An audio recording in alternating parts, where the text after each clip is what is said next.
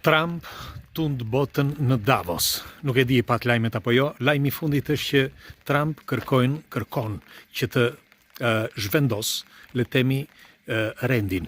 Pse?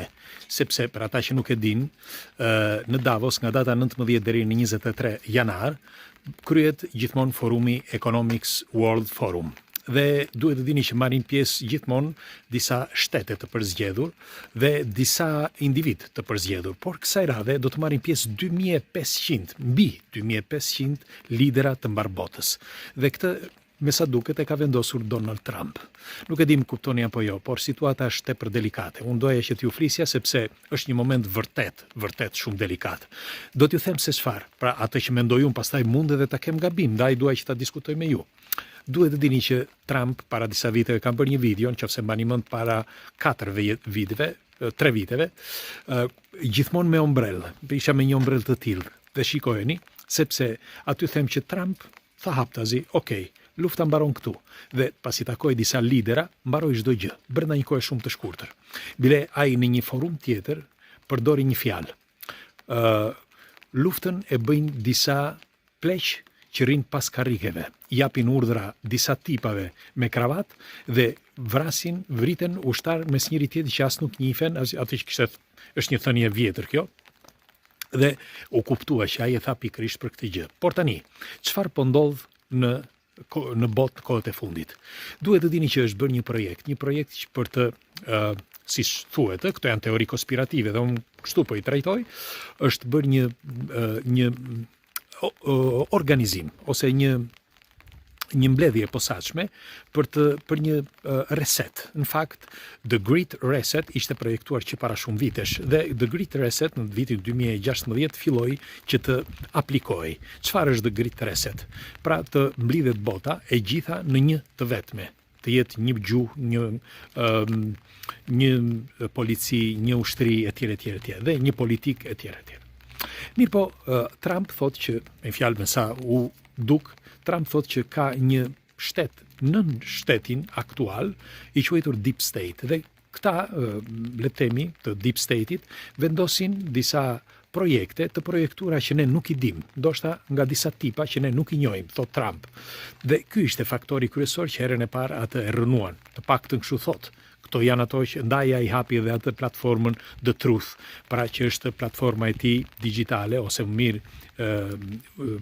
network independente që është personale. Sepse ati mbyllën dhe accountet etj. Dhe kështu që nuk doni që ai të dilte. Mirë po, u tregua, me sa u mor vesh, u tregua shumë i zgjuar, sepse bëri gjëra sigurisht me ta derisa e zgjodhën sërish. Dhe pastaj ai vendosi që të bëjë diçka që nuk kishte bërë kurrë. Ajo që njerëzit dhe popullata luftojnë prej vitesh. Çfarë? Duhet të dini që ndërsa gjithë sistemi i mëparshëm mundoi që të bënte diçka që të mblidhte botën duke e shpërbër familjen mes njëra tjetrës dhe të mblidhte njerëzit në të gjithë botën, të gjitha kontinentet, të gjithë njerëzit në një gjuhë të vetme, në një grup të vetëm etj. Ai, pra Donald Trump, thot krejt të kundërtën.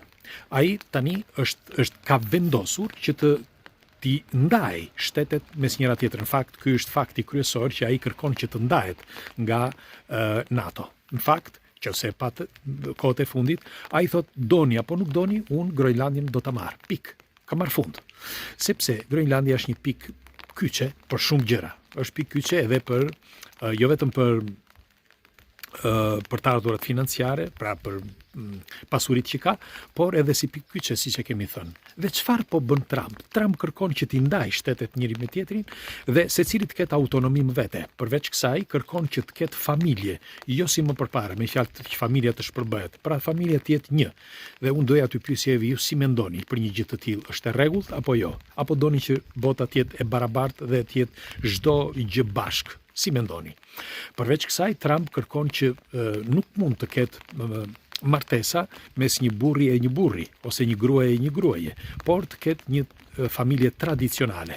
Në fakt, ai në Davos ka bërë historinë tani, sepse mendohet që atë që po bën tani Trump, po bie pak shije, më falni, atë që po bën tani Trump nuk ishte menduar që ta bënte dikush, sepse duhet të dini që në qoftë se ka një deep state pas kësaj, pra një forcë e madhe që ruan këto kritere, pra këto si mund të quhen projekte, nuk mundet një njeri thjesht ose një shtet i thjesht ose një lider i thjesht që të bënte atë që po bën Trump. Në sintezë, ai po lufton kundër dragonjve, si thon disa. Dhe nuk dihet se kush janë, disa thonë që janë lobet fuqishëm, disa thonë që është një, disa i cilësojnë mason, disa iluminat, etj. Pak rëndësi ka. E rëndësishme është që nuk ishte ndodhur kurrë që të mund të thyeje ato marrëveshjet të një lobi ose të një force që ishte deri tani në këmbë, si ajo në Davos. Për shembull, për ata që nuk i kanë parë lajmet kohët e fundit, Davos është e vërteta, është munduar të paktën, është munduar që çdo gjë të jetë në e barabartë. Pra, sikur ato mësimet e Vladimir Ilich Lenit ose të Stalinit, ose të Marxit, Karl Marx dhe Frederik Englesit, për ata që nuk e din.